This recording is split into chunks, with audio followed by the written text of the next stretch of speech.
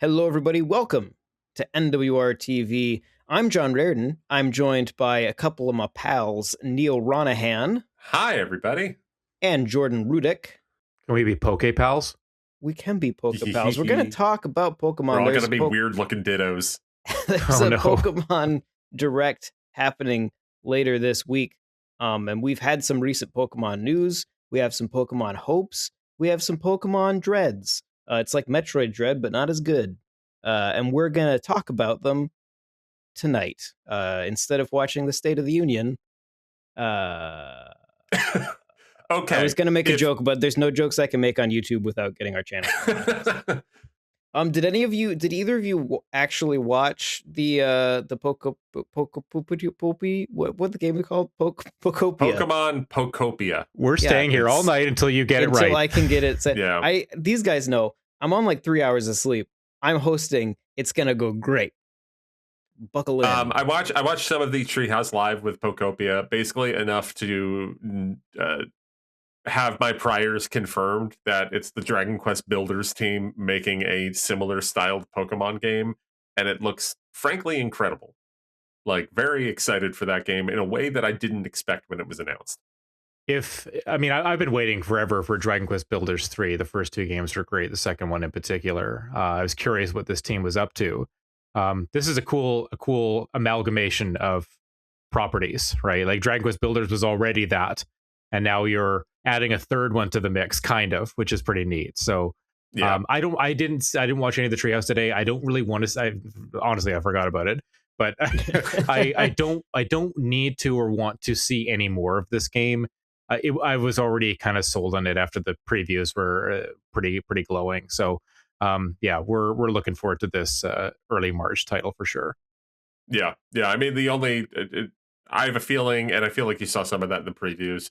A little bit of a slow start, but that's what modern Pokemon. I mean, that's not even what modern Pokemon. That's what Pokemon games are. They are. Yeah.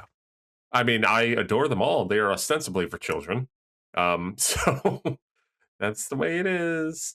If it's a slow start, to get people integrated, fine. Because it doesn't sound like there's a shortage of content, though. Like, it sounds like there's dozens and dozens of hours to this game, which is great. Like you can kind of go at your own pace, and maybe I don't know if there's multiple save files. Pokemon's always had that issue, but maybe being a spin-off, maybe there will be, and I can have one save file that's me and one that's for my kids and myself together, and we'll see. Do you have different user accounts on your Switch? Switch? That's true. I always forget about that. Yeah, so we'll find a way to share it. That's how I started a second file on Arceus after I did the review. And I just used it on one of my kids' accounts. Yeah. And then he went to go play it. I'm like, you can restart that. I just did that because I wanted to replay it a little bit. I mean, I'm going to be doing that this week anyways with one of the games that was kind of the impetus behind scheduling this discussion with us, and that's the Fire Red Leaf Green releases that are happening. Look at you segueing. I know. Look at me go. It's even better when you call all it planned.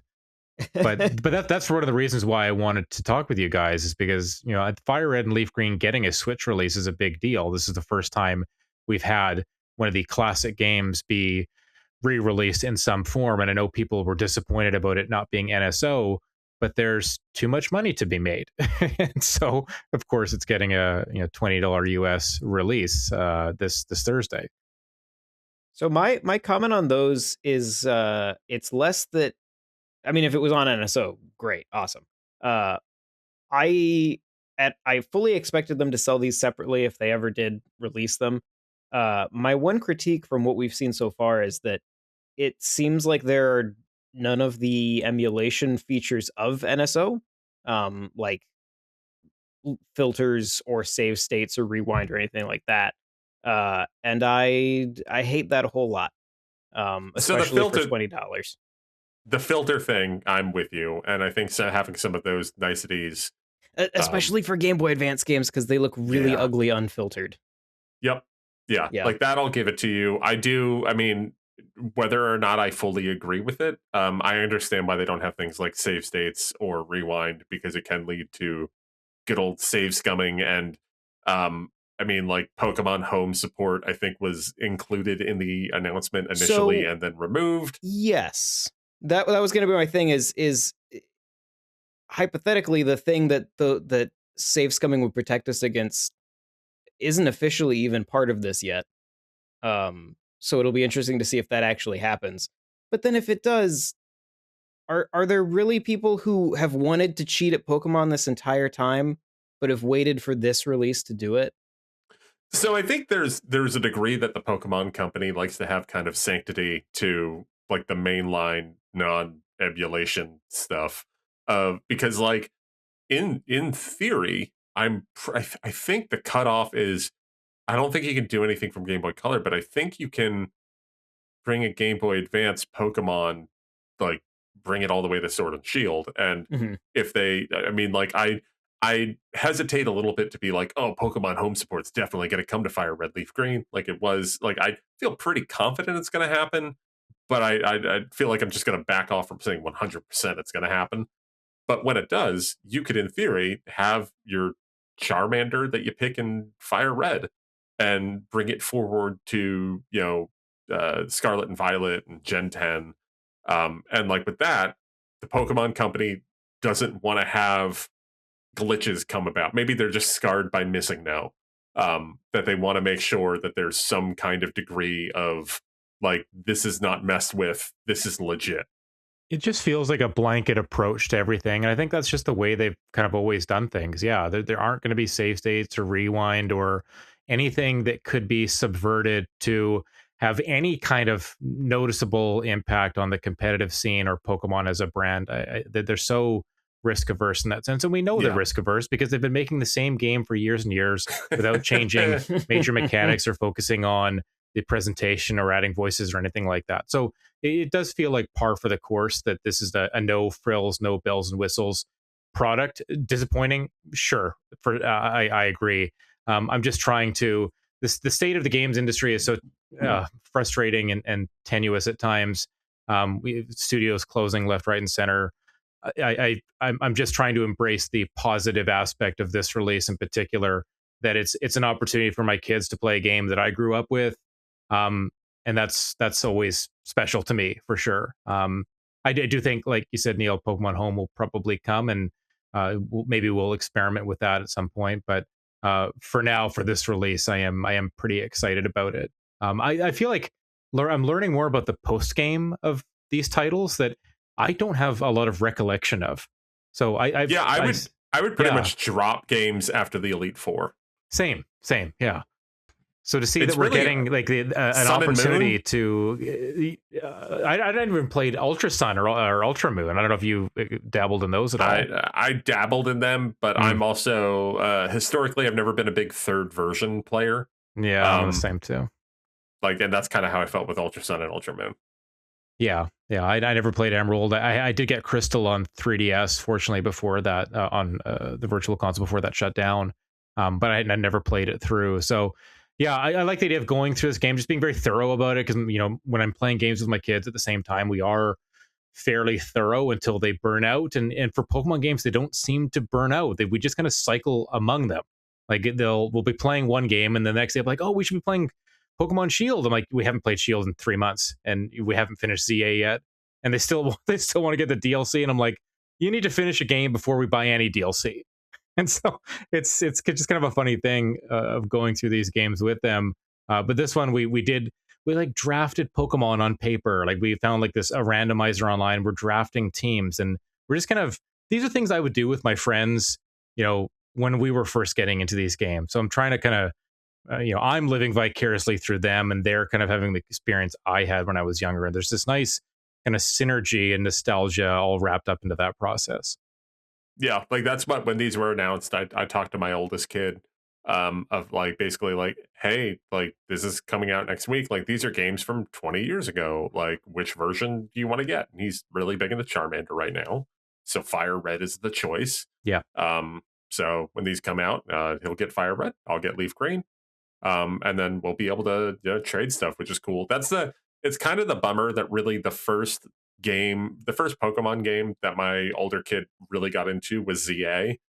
I cannot legitimize buying a second copy of that game, and it's frustrating because he loves Gengar. I'm glad that there is the one mission in ZA where you can capture a wild Gengar, because like I was like we only have one copy of this game, so we can't do the trade evolutions that easily. But with Fire Red and Leaf Green, there's kind of an excuse where we each have a version, and when he gets his Ghastly, he can evolve that up into a Gengar, and we can do a trade and stuff. Um, I'm excited for that. I feel like the pricing stuff is always been a big complaint, especially here. And what the 3DS ones when they came out, because basically all of the Game Boy ones did come out there. They were $10, right? Yeah, I believe that's $8.99 or $9.99, I think, right? Yeah. And like that, honestly, at the time, seemed like a relatively fair price. I think a perfect world, like, yeah, it'd be cool if like Fire Red and Leaf Green were 15. I think the thing that I would throwing them in a bundle for 20 sounds great. I think a bundle for 30 would have been fine, or even having the option as they are $20 games, be like, oh, get one of each version for $30. Yeah. That would be cool. That's not how the world that we live in. Like, and like $20, I think is just the high end for it. Yeah. I mean, like it's not an unreasonable price, and they probably did their research to know that like, oh, we can put them out for 20 and they're still going to sell millions.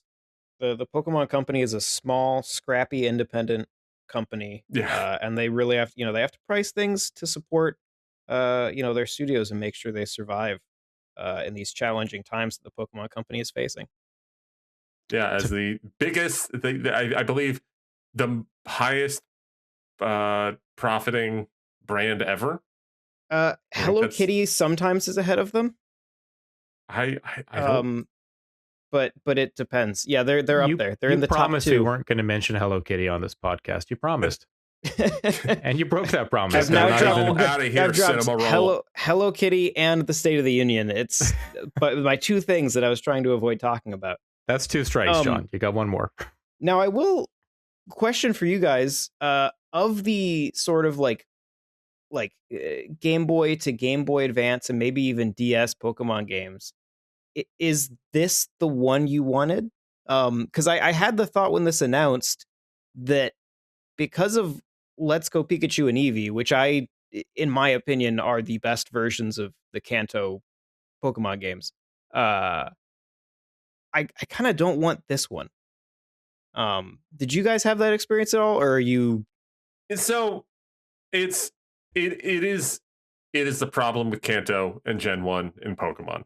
Like it's something tale as old as time right now. Like we're heading into 30 years of everybody really giving a shit about Gen 1. Yeah. I mean, it is the only generation that has had 2 remakes.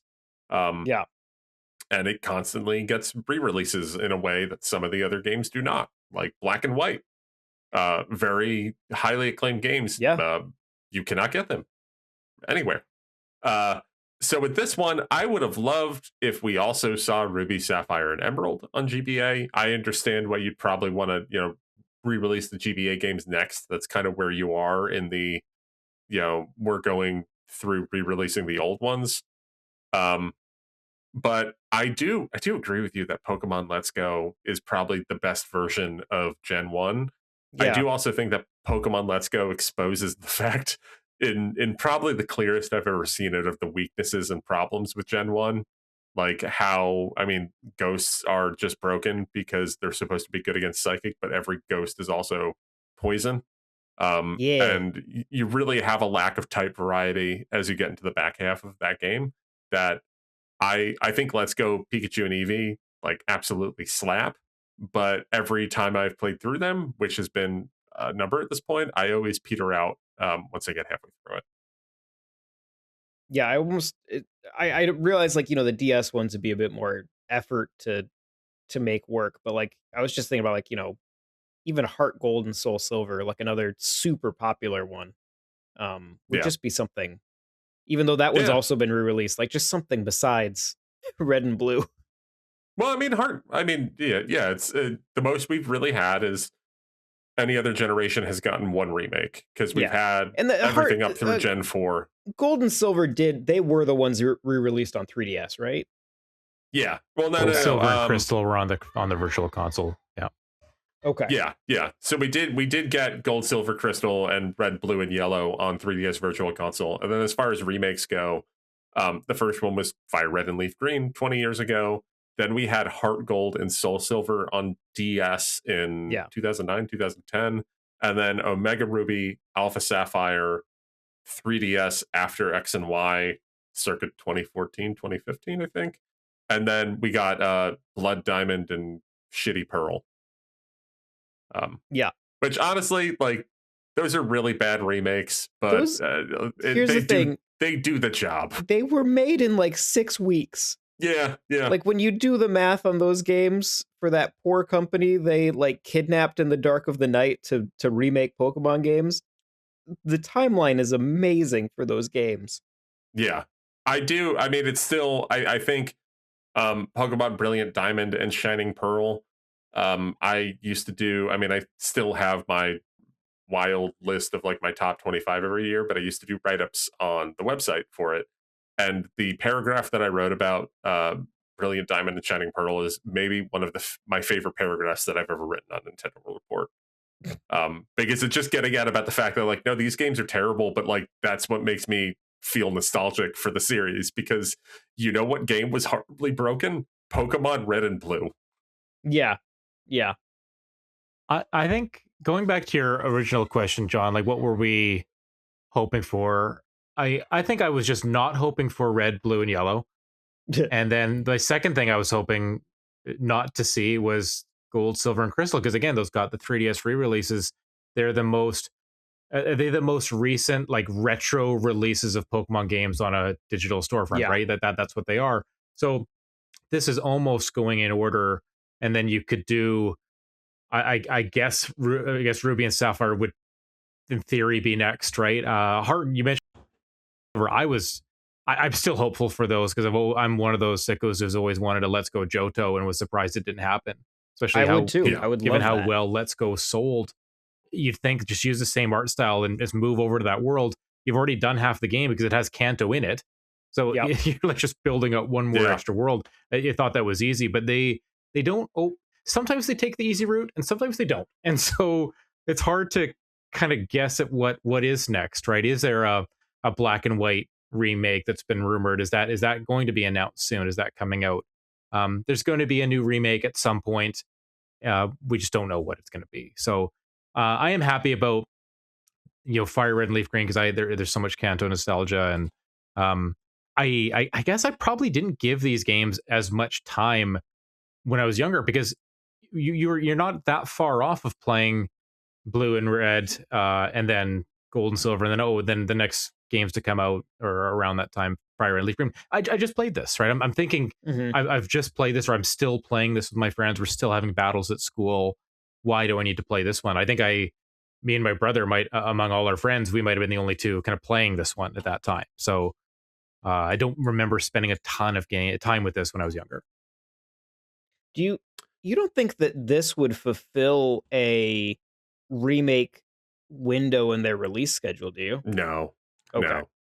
This feels like an anniversary kind of play.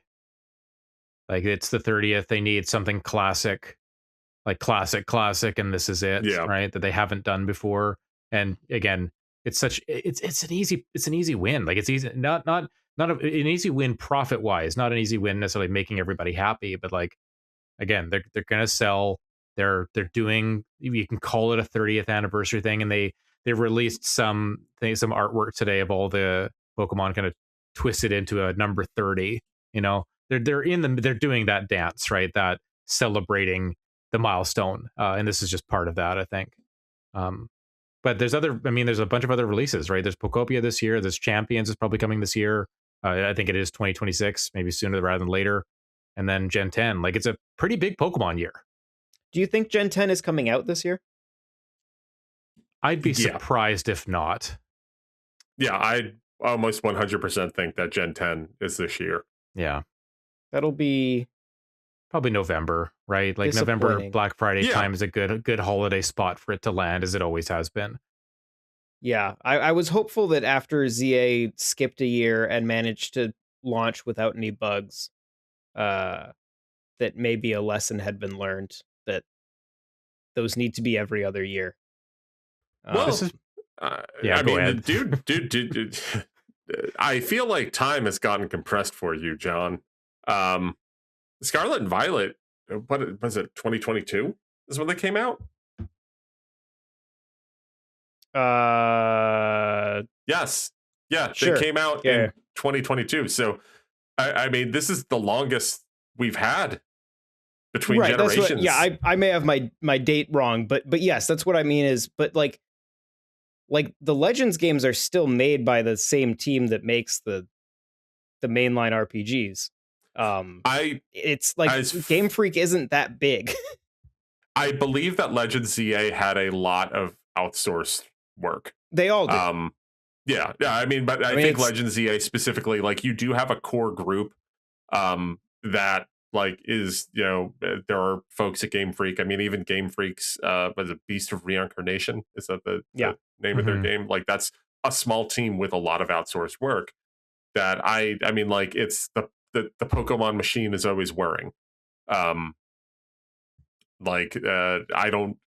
Pokemon's Legends ZA, technically a mainline game. I think there are very likely different teams that are kind of working on the mainline generational games, and then the remakes and other things. So I do know from going through the credits of Arceus and Sword and Shield and then Scarlet and Violet that like there's more overlap than there is not.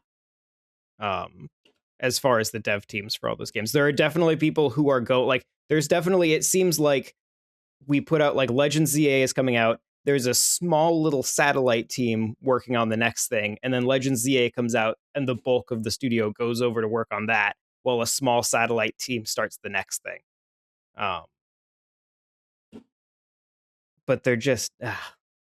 I mean, there's not that much that... Again, we mentioned this. There's not that much that changes from game to game. So you're not reinventing the wheel every time with a sequel. Yeah, but even if you're just making a new map... 100 new characters, right? Like... I mean... It took Zelda 6 years and they use the same map both times. Like, it's even if all you're doing is making a new map, assuming the next gen is still open world, which I think it would be a mistake not to do that. It's the most interesting thing they've done. I think it will be. But clearly after Scarlet and Violet, like, hey, your open world shit needs work. And like the Switch 2 can only brute force you through so much. We're kind of talking about it already, but this is another good segue into maybe our hopes and dreams for Gen 10, because we've talked about some of the things we don't like from previous games and how much time is being put into this one, and if it comes out this year, and we're probably going to see it this week, what do we hope that Gen 10 has? What do we, and we can go pie in the sky, we can go more realistic, but what do you guys, what would you be kind of really positive on if you saw it this week and onward? If it ain't broke, don't fix it. I mean, I think I did have a unicorn what playthrough. If it's broke? Gameplay wise, Scarlet. I did have like a unicorn playthrough in Scarlet and Violet where I did not run into major issues on Switch 1. I actually am like midway through. I got Violet initially, and then I got Scarlet when the Switch 2 came out, and I'm midway through a playthrough on that. And like it is kind of funny how like how much it runs a little better and doesn't have weird glitches every now and then. But I think the fundamentals of what they did in Scarlet and Violet are like the gameplay is incredibly solid, and just the layout of the open world, like, it really works. I think it's thoughtfully designed. It's just, unfortunately, they built a game that they could not properly control. So if they were to do something along the lines of like Scarlet and Violet, but like Gold and Silver or Ruby and Sapphire, if we're looking at Scarlet and Violet as a Gen 1 style open world Pokemon game, just give us the next evolution of that and make sure that it can actually run on Switch 2. Yeah, I'd like to see from a technical standpoint, I'd like to see them make the game for the hardware that's out now. Scarlet and Violet very much reminded me of Cyberpunk in that it was a game that if you play it on the generation of systems that it wasn't sold for, then it's rad. But if you play it on the generation of systems that they were selling it to you on, then it's terrible. But from a gameplay perspective, I think they're on the right track. I really like what they were trying to do.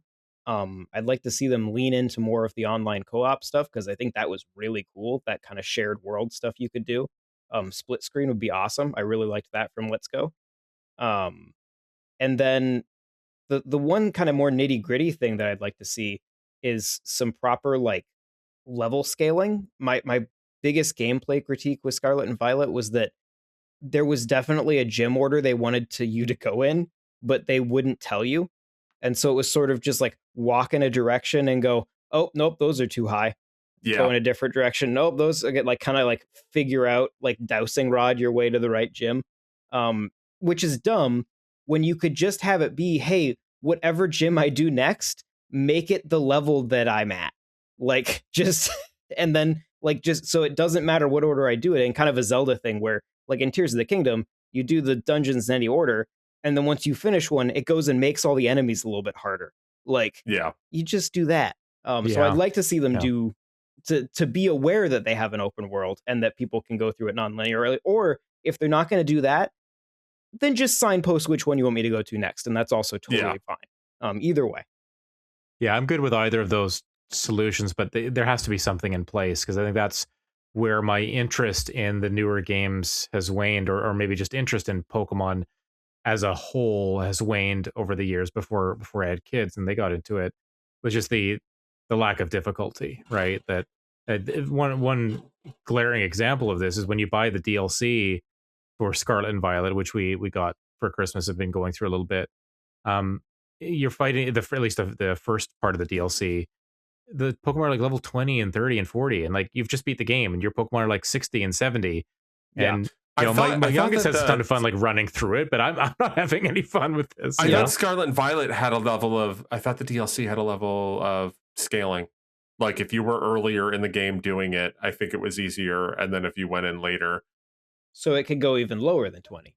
I mean, we finished the game and then we played the DLC because we got the DLC way after we'd finished it, and so we go in with this hyper strong team and game level team and just walked through the DLC, and it's just, I don't know, it's just dumb. Like you can't, especially with DLC, like you're selling this for extra money.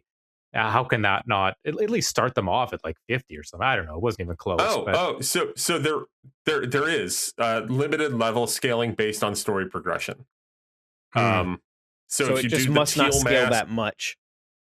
If you, we did Teal Mask first. I definitely remember it being Teal Mask was easier, but not like, I remember having a little bit of challenge. And just kind of at a glance looking at it is that it looks like if you were to go to it before you finished it, they would be very easy. If you went post game, they'd be 50 plus. Because I don't know if it just didn't happen for us. Like we definitely had finished the game and became the champion, and that's when we accessed the DLC. But I guess we just didn't get it for whatever reason. Maybe we missed some check mark or something. Is it possible that it's level scaling, but not necessarily scaling to where you are? Like, oh, instead of level 10, they're level 20. Like it may scale, but not scale well. At any rate, I mean, it has to work, right? So whatever they're doing, regardless, it clearly didn't. If it's not working for everybody, it's not like other games where it does work for almost everybody. So anyway, but I'm with you there, John. That's definitely something I'd like to see as well. For a specific hope of mine is that it retains some of the ways side quests are done in ZA. Because I actually like when you can like bring a Pokemon over. They're like, oh, can you bring this one over? We need to like solve this puzzle with them. I like that kind of thing. I like that. I have this on my team, or maybe I can catch it nearby. It gives me an incentive to go and like catch another Pokemon I don't have, and then use them for some kind of side quest or puzzle or whatever. I like that kind of more. To me, that's a little bit more interesting of a side quest than just like, I don't know, bring me 5 berries or something like that. And I think they have some of those too, but. Pokemon Legends EA, the way they do side quests, I think is honestly kind of brilliant, and it's one of the parts of the game. Like, clearly, Pokemon Legends EA was a game very focused on we want to toy around with what it means to be Pokemon combat, and they made decisions. I still enjoyed my time with the game, but I came away a little disappointed. But the way that they do the side quests, and especially, we talked about Poptopia maybe being a little slow in the beginning. Like Legends EA does have that, but after seeing my kid play Legends EA as really earnestly his first Pokemon game in which I am not helping him that much with, like he largely has played through the game by himself. The side quests teach you so much about the mechanics of the game, and they do it in a way where it is like well-written little quests. Like I still have the one where it's like the, oh god, I forget what Pokemon it is. It Banette? That is just like this Banette is attracted to people that like are not trustworthy, and it's like, I don't know, some cop is his wife is upset with him. I don't. Yeah, Like, I know the some one of you're that is, talking like, about. yeah, Good. it's very like the writing is relatively clever, and they do a good job of reinforcing the mechanics of the game in a way that I think is. I mean, I understand a lot of the mechanics of Pokemon games at this point, but I didn't think that the side quests were that burdensome to somebody who already knew what the mechanics were like. It felt like there was a level of sophistication with them and maturity maybe that the games hadn't had before. Not, and again, not all Yeah. of them, but there's so many side quests in that game that you're going to find a bunch that are like, oh, this is actually pretty compelling. I want to stop what I'm doing and actually do this. Even if the rewards Yeah. are meager, it feels like the story and interactions and use of my team will be interesting Yep. to see what happens. So you'll follow it through, and it could be a 5 to 10 minute distraction or something like that, and that's fun. Then you get back to what you're doing, and that's what good side quests do, right? They Yeah. tempt you away from your main goal, so that when you get back to it, it's like, oh, I had like a nice little adventure. Like they kind of pad out the Yep. plot of the game, and which is quite threadbare, So it's nice to have those moments for sure. I wonder if the extended development time, I feel like secondary functions like that, like side quests and things like that, as far as being compelling, I would have to assume that those really benefit from that added development time and polish time because it gives them time that they might normally be rushing through. We have to get the core experience done. And when you have an extra year for polish, then it gives you that moment to be like, okay, what can we do with these side quests? And I feel like maybe the game benefited from that.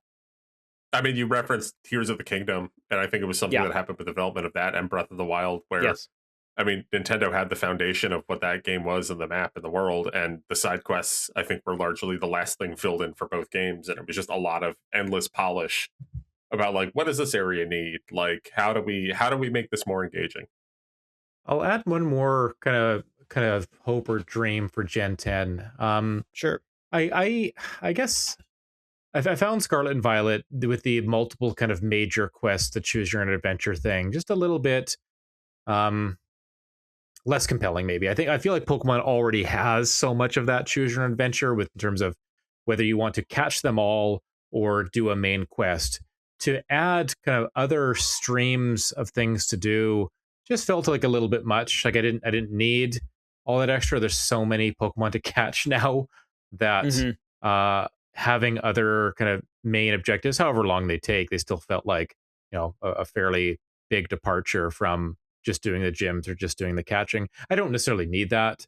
I would rather a game that kind of looks and runs better, and interested, and maybe has a compelling post game instead of having kind of shoehorning everything into the main game per se. But yeah, I don't even know exactly what this looks like. If it went back to like a more standard, like there's 8 gyms, there's 1,000 Pokemon, whatever. Like I'm kind of fine with that. If this one just is a little more tight, like I don't. It can be open world still, but it doesn't necessarily need to have all these big objectives kind of floating overhead. You can go do A, B, or C. Like I'm okay if it's a little more traditional gameplay, or maybe main objective wise. Kind of fun. I mean, honestly, a lot like Zelda, finding the balance between these two concepts. I think I'm done with them just making Pokemon really big. Yeah. Like I don't need to be like, oh, here's a crystal. I'm gonna go in there and we're just gonna fight a really big Pokemon.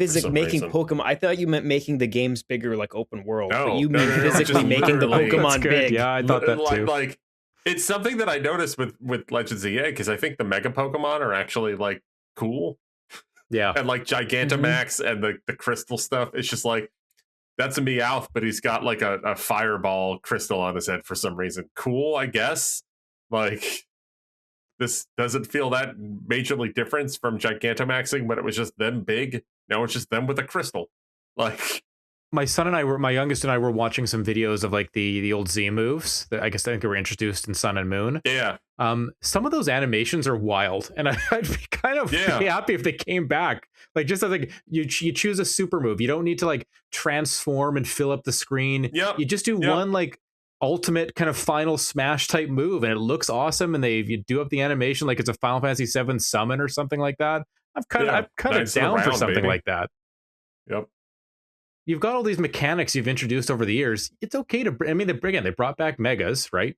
You can bring back something from the past. That's fine. You don't need to, again, reinvent the wheel. It just doesn't seem that phrase can go hand in hand with Pokemon at all. But give me Z moves one time. Why not? Well, all right. Let's call it there.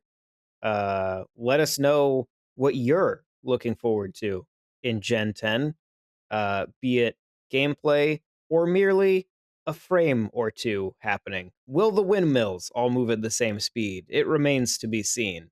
Thank you guys for joining me, and we will see you all next time.